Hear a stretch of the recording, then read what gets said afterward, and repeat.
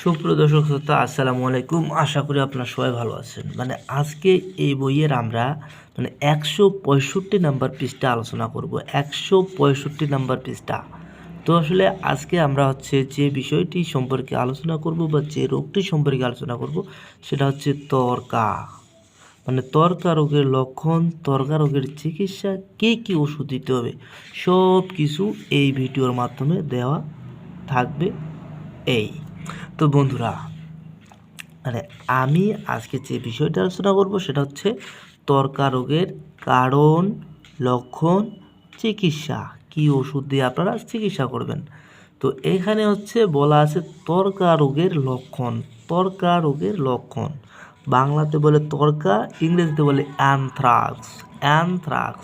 তো এই ত্বরকা রোগ এটাও গ্রাম পজিটিভ ব্যাকটেরিয়া দ্বারা এ রোগ আক্রান্ত হয় বা গ্রাম পজিটিভ ব্যাকটেরিয়া দ্বারাই এই রোগ তৈরি হয়।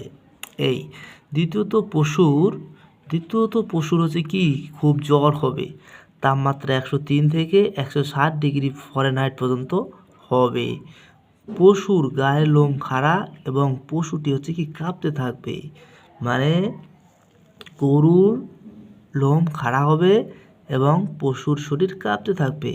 পেট ফুলে যাবে, পেটে ভীষণ ব্যথা হবে। ব্যথার ঠেলায় বা ব্যথার জন্য পশু মাটিতে শুয়ে পড়বে এবং পেটে লাথি মারতে থাকবে। তাহলে বন্ধুরা, যদি গরু প্রচুর জ্বর হয়, তাপমাত্রা 103 থেকে 160 ডিগ্রি ফরেনহাইট পর্যন্ত হয়, গায়ের লোম খাড়া হয়, পশু যদি কাঁপতে থাকে, পেট যদি ফুলে যায়, পেটে ব্যথার জন্য পশু মাটিতে যদি পড়ে যায় এবং পেটে যদি লাথি মারতে থাকে, তাহলে আমরা ধরে নিতে পারি পশুর কি অ্যানথ্রাক্স হয়েছে। এবং অনেক সময় কোষ্ঠকাঠিন্য দেখা যায় এবং রক্ত মেশানো পাতলা পায়খানা হতে দেখা যায়। অনেক সময় নাক, মুখ, প্রস্রাব, মলদ্বার দিয়ে আলকাতরার মতো রক্তক্ষরণ হয়, রক্তে কিন্তু জমাট বাঁধে না। অনেক সময় নাক, মুখ, প্রস্রাব, মলদ্বার দিয়ে আলকাতরার মতো রক্তক্ষরণ হয়, রক্তের মধ্যে জমাট বাঁধে না। তীব্র রোগে আক্রান্ত পশু 24 থেকে 72 ঘন্টার মধ্যে মারা যায়। আর রোগের তীব্রতা বাড়ার সাথে সাথে আলকাতরার মতো কালো মল পায়খানা হতে থাকে। তাহলে যদি পশুর ত্বরকা রোগ হয়, ত্বরকা রোগের কয়েকটা লক্ষণ বা সিমটম বোঝা যায়। যেমন আপনার জ্বর, গবাদি পশুর জ্বর হবে, তাপমাত্রা থাকবে 103 থেকে 160 ডিগ্রি ফরেনহাইট, গায়ের লোম খাড়া হবে, পশু কাঁপতে থাকবে, পশুর পেট ফুলে যাবে, পশুর পেটে ভীষণ ব্যথা হবে, ব্যথার ঠেলায় বা ব্যথার চোটে পশু মাটিতে শুয়ে পড়বে এবং ব্যথার জন্য পেটে লাথি মারতে থাকবে। অনেক সময় কোষ্ঠকাঠিন্য, রক্ত মেশানো পাতলা পায়খানা হতে পারে। অনেক সময় নাক, মুখ, প্রস্রাব ও পায়খানার জায়গা দিয়ে আলকাতরার মতো রক্তক্ষরণ হয়, রক্ত যে বের হবে, এই রক্ত জমাট বাঁধবে না। তীব্র রোগে আক্রান্ত পশু 24 থেকে 72 ঘন্টার মধ্যে মারা যায়। রোগের তীব্রতা বাড়ার সাথে সাথে আলকাতরার মতো কালো মল পায়খানা হয়ে থাকে। তো এখন এটা লক্ষণ। তো এখন এই লক্ষণ পাওয়ার পরে আপনারা কি ট্রিটমেন্ট দেবেন। তো বন্ধুরা, লক্ষণ প্রকাশের পরে আপনারা কি ট্রিটমেন্ট দেবেন। ট্রিটমেন্টের জন্য আপনাদেরকে দেওয়ার লাগবে এটা বাইপেনভেট, এটা বা কম্পিপেনভেট, এটা প্রোনাপেন 40 লাখ, প্রোনাসিলিন 40 লাখ। এখানে কিন্তু এই যে রোমান চিহ্ন 1 দেওয়া আছে, তার এখানে 1, 2, 3, 4টা ওষুধ আছে, 4টার মধ্যে আপনার একটা দেওয়ার লাগবে। আসলে আপনাদের যাদের কাছে এই বইটি আছে, তো যাদের কাছে এই বইটি আছে, বইটি সাথে নিয়ে এই ভিডিওটা দেখলে আসলে সব কিছু মানে বুঝতে আরও সহজ হবে। তাহলে এখানে 1 2 3 4টা ওষুধ আছে, 4টার মধ্যে একটা ওষুধ আপনাকে দিতে হবে।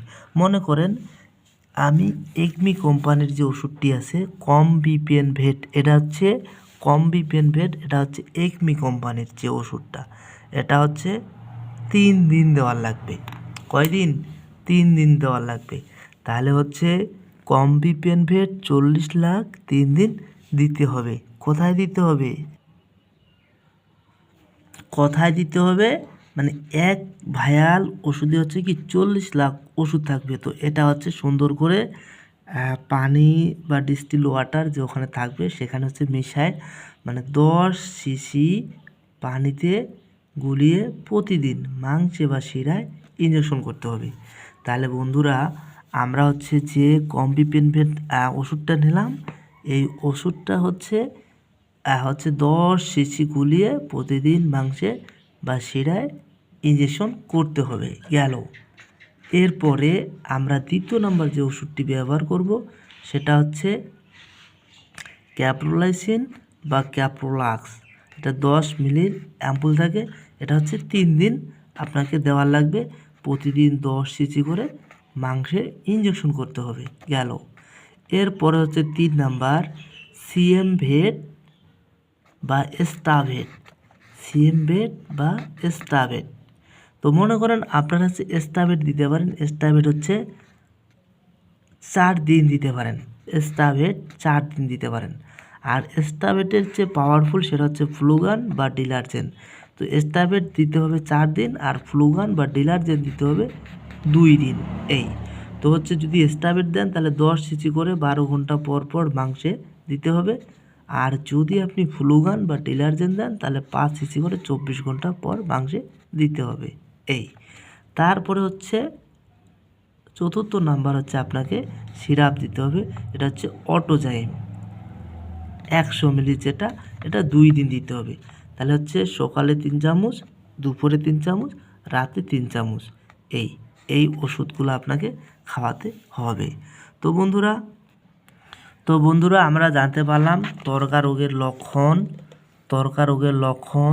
ত্বরকা রোগের চিকিৎসা এবং কি ওষুধ দিয়ে আপনার চিকিৎসা করবে। তাহলে বন্ধুরা আমরা যে চিকিৎসাটা শিখলাম, এই চিকিৎসা যদি ত্বরকা রোগ বা এই ত্বরকা রোগের লক্ষণগুলো পশু যদি পেয়ে যায় তখন এই ওষুধগুলো দিয়ে আমরা ট্রিটমেন্ট করতে পারি। তো বন্ধুরা হচ্ছে সবাই ভালো থাকবেন আর সুস্থ থাকবেন। আর যারা আমাদের এই বইটি নিতে চায় তারা আমাদের স্ক্রিনে দেওয়া নাম্বারে আপনারা কল করবেন বা আমাদের ডিসক্রিপশন বক্সে আমাদের ফোন নাম্বার দেওয়া থাকবে, তো আপনারা কল দেবেন। তো আপনাদের আর কল দেওয়ার পরে আমাদের যে নাম্বার থাকবে সেটা ইমো অথবা হোয়াটসঅ্যাপ, তো আপনারা কল দেবেন সেই নাম্বারে। আর সে নাম্বার আপনারা অবশ্যই আপনাদের মানে সঠিক ঠিকানাটাই মানে দিয়ে দিবেন। আর যে সঠিক ঠিকানা দিয়ে দিবেন ওই ঠিকানা অনুযায়ী আমরা বইটি পাঠাতে পারবো। তো বন্ধুরা সবাই ভালো থাকবেন, সুস্থ থাকবেন, সবার সুস্বাস্থ্য মঙ্গলময় জীবন কামনায় এখানে বিদায় নিচ্ছি। আল্লাহ হাফেজ।